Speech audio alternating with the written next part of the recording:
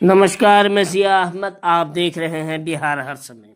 बिहार सरकार के पथ निर्माण एवं उद्योग मंत्री दिलीप जायसवाल ने आज पूर्णिया में पत्रकारों को संबोधित करते हुए कहा कि प्रधानमंत्री नरेंद्र मोदी गुरुवार को बंगाल में बड़ी योजनाओं की राशि का उद्घाटन और शिलान्यास करेंगे, जिसमें बंगाल के साथ साथ देश को भी सौगात देंगे। इस बाबत पूर्णिया में प्रधानमंत्री का ट्रांजिट विजिट था।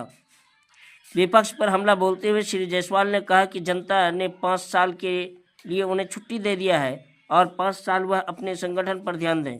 उन्होंने कहा कि कोई दल तभी टूटता है जब नेतृत्व पर विश्वास कम होता है। आपने देखा होगा कि दही चूड़ा भोज के दिन कांग्रेस पार्टी के कई विधायक उपस्थित नहीं थे। उन्होंने कहा कि विपक्ष के कुछ नेता और पूर्णिया के सांसद रात में भी सपना देखते हैं कि बिहार में कहीं कोई घटना घटे ताकि उनकी नेतागिरी चलती रहे। बिहार 20 साल आगे की सोच रहा है और यह नेता आज भी नेतागिरी चमकाने की बात कर रहे हैं। ममता बनर्जी पर प्रतिक्रिया देते हुए उन्होंने कहा कि ममता बनर्जी और टीएमसी पर सुप्रीम कोर्ट ने जो टिप्पणी की है, इससे स्पष्ट होता है कि केंद्रीय एजेंसियों पर अब ममता बनर्जी का भरोसा नहीं है, जो लोकतंत्र के लिए खतरा है। एक कागज और फाइल लेने के लिए जो हरकत ममता बनर्जी ने की है, वह लोकतंत्र को शर्मसार करता है। के सर्वाधिक लोकप्रिय नेता भारत के यशस्वी प्रधानमंत्री जी का आज पूर्णिया एयरपोर्ट पर आगमन हुआ। बंगाल मालदह में उनका कार्यक्रम है और उसी क्रम में उन्होंने यहां से हेलीकॉप्टर के द्वारा प्रस्थान किए और उसी बीच में उनका पूर्णिया आगमन हुआ है। प्रधानमंत्री जी ने बिहार का हालचाल पूछा। प्रधानमंत्री जी ने मुख्यमंत्री श्री नीतीश कुमार जी को और विकसित बिहार के सपना को पूरा करने के लिए जो प्रयास चल रहा है उसकी जानकारी ली। प्रधानमंत्री जी सदैव बिहार की चिंता करते हैं और 4 बजे शाम में उधर से लौटेंगे और उन्होंने बिहार के लिए केंद्र का जो डबल इंजन की सरकार बिहार में चल रही है और उसके बारे में उन्होंने बिहार के मुख्यमंत्री जी को अपनी शुभकामना दी है। अभी जिस तरह से महाराष्ट्र में बीएमसी का चुनाव और नगर निकाय का चुनाव जो हुआ है और करीब 20 साल तक लगातार जिस तरह से वहां पर भाषाई और क्षेत्रवाद का जहर फैलाने का प्रयास किया जा रहा था, भारतीय जनता पार्टी और महायुति गठबंधन थंपिंग मेजॉरिटी के साथ जो है और महाराष्ट्र में बीएमसी और नगर निकाय के चुनाव में जीत हासिल किया है, उसकी भी शुभकामना हम लोगों ने प्रधानमंत्री जी को दिया है कि प्रधानमंत्री जी के नेतृत्व में जिस तरह से पूरे देश में एनडीए गठबंधन आगे बढ़ रहा है और महाराष्ट्र का चुनाव हुआ है, इसके लिए उनको हम लोगों ने शुभकामना दिया है।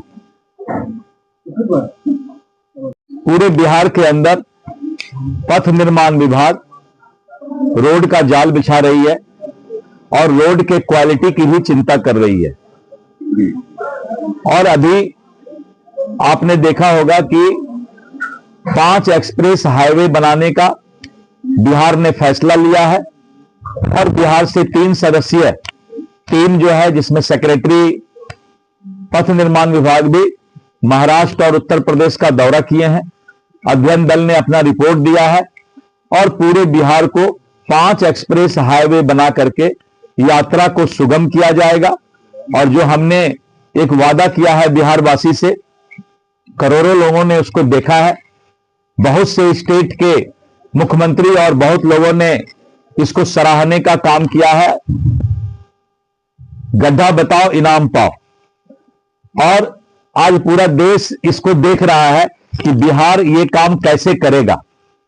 कोई असंभव काम को संभव करना ही काम कहलाता है। किसी असंभव काम को संभव कर देना, उसी को काम कहते हैं। तो मैं उन्हीं चीज पर विश्वास करता हूं। और एक पॉलिसी जो हमारा फरवरी मार्च में आ रहा है, रोड मेंटेनेंस पॉलिसी, और हम इस वादा को पूरा करेंगे कि पथ निर्माण विभाग के रोड में एक भी गड्ढा पूरे बिहार में नहीं रहेगा। रोड मेंटेनेंस पॉलिसी के तहत 72 घंटे में रोड एम्बुलेंस जाकर के उसका इलाज करेगा और रोड को बेहतर बनाने का काम करेगा। तो ये असंभव को संभव करके बिहार पूरे देश में रोल मॉडल बनेगा कि पथ निर्माण विभाग का रोड एक भी उसमें गड्ढा नहीं होगा। तो ये हमने बिहार से वादा किया है। 5 एक्सप्रेस हाईवे हम बना रहे हैं और इसके साथ साथ पूरे बिहार के अंदर जो हमारे रोड आज पुराने जमाने का जो रोड बना हुआ था, अब उस रोड को चौड़ीकरण के लिए हम लोग आगे प्रस्ताव बढ़ा रहे हैं। अभी मैं जा रहा था मधुबनी होकर के और एयरपोर्ट जा रहा था, तो मैंने देखा कि मधुबनी के पास काफी जाम लगता है। आज हमने डीएम और अपने डिपार्टमेंट को, यहाँ के जिला पदाधिकारी को कहा है कि आप थाना चौक से, जो केआर थाना है ना, केआर थाना चौक से और आप जो है आगे तक उसको रोड के चौड़ीकरण का प्रस्ताव दीजिए, जिससे कि मधुबनी जाने का जो है, मधुबनी के पास जो जाम लगता है या दिक्कत होता है, और यहीं से रुपौली, धमदाहा, बनमनखी, बहुत से भवानीपुर और इधर से जो है मधेपुरा का रास्ता है, तो ये रोड हमारा चौड़ा हो, इसके लिए हमने प्रस्ताव मांगा है। कि बिहार में कानून का राज है। कोई भी अपराधी या कोई भी कल्प्रिट बच नहीं सकता। कोई गलती करने के लिए सोचेगा भी तो उसको सजा मिलेगा। इसलिए बिहार में कानून के राज में आपने देखा कि कल एसआईटी का गठन हो गया है और आप देखेंगे कि 72 घंटे में पुलिस की कार्रवाई और बिहार सरकार की कार्रवाई होगी। लेकिन एक बात मैं जरूर बताना चाहूंगा कि जिस तरह से पूर्णिया के सांसद भी और विपक्ष के कुछ नेता भी पूरे 15 करोड़ के 14 करोड़ के आबादी वाले बिहार राज्य में कहीं भी घटना घटता है तो ये लोग भगवान से रात भर सपना में भी मनाते रहते हैं कि कोई घटना घटे तो इनका नेतागिरी का दुकानदारी चले। नेतागिरी की दुकानदारी करना बंद करें। बिहार 20 साल आगे का सोच रहा है। हम लोगों को सभी तरह के सोच में बदलाव लाना होगा, और जब हम बदलाव लाएंगे, क्योंकि सभी लोग तो इसी समाज के हैं, अपराधी भी किसी का बेटा बिहार के ही लोगों का है, भ्रष्टाचारी पदाधिकारी भी इसी बिहार के किसी का बेटा या भाई होगा। कुछ हम लोगों को समाज में उस संस्कार को फिर से बचाने का प्रयास करना होगा। हम चिंता करते हैं कि मेरा बेटा दरोगा है तो एक्स्ट्रा कमाई कितना करके ला रहा है, पत्नी भी इंतजार करती है कि आज पतिदेव कितना एक्स्ट्रा ला रहे हैं। इस मानसिकता से थोड़ा दूर हटना होगा, तब जाकर के जो है सब तरह से एक सामाजिक ऐसा अवेयरनेस, जागरूकता की जरूरत है, तो समाज और भी मजबूत होगा। हम विदेश में जाते हैं तो कहीं थूकते नहीं है, कहीं कागज का टुकड़ा फेंकते नहीं, लेकिन अपना देश में रहते हैं तो कहीं थूक भी देते हैं, कहीं कागज का टुकड़ा फेंक भी देते हैं। आपने देखा कि पटना में हमने कह दिया है कि कोई भी सार्वजनिक जगह अगर कोई थूकेगा तो 500 रुपए उसको देना पड़ेगा। तो इसलिए जो है अब सजा देकर के कोई चीज सुधारना अच्छी बात नहीं है। हेलमेट नहीं पहनता है तो हमारे पुलिस के ऑफिसर उनको गुलाब का फूल देके कोशिश करते हैं कि उनको शर्म आए।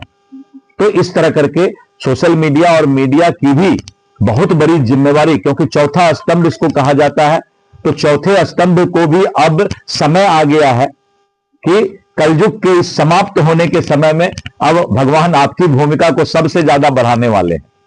अभी तक कलयुग में सबसे काम ले रहे थे, लेकिन सतयुग लाने का काम ये सोशल मीडिया और मीडिया ही करेगा, जो अवेयरनेस का काम करेगा।